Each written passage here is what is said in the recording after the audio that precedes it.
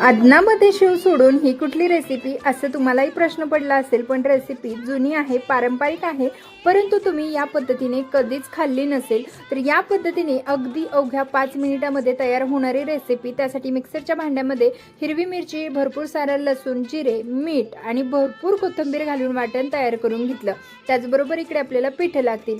तर आपल्याला इथे 1 कप ज्वारीचं पीठ, 1 कप गव्हाचं पीठ आणि अर्धा कप बेसन पीठ, थोडीशी हळद, त्याचबरोबर तयार करून घेतलेलं मसाला जो होता हिरव्या मिरचीचा तो घालून घ्यायचा.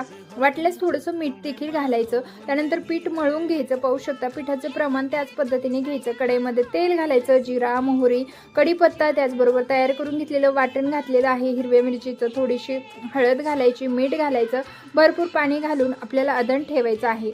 त्यानंतर त्यामध्ये कोथिंबीर देखील घालून घेतली. आता हे तयार केलेलं पीठ सोऱ्याला तेल लावून सोऱ्यामध्ये घातलं. तर आज आपण बनवल्यात झटपट शेंगुळे. रेसिपी कशी वाटली कमेंट करून सांगा. धन्यवाद.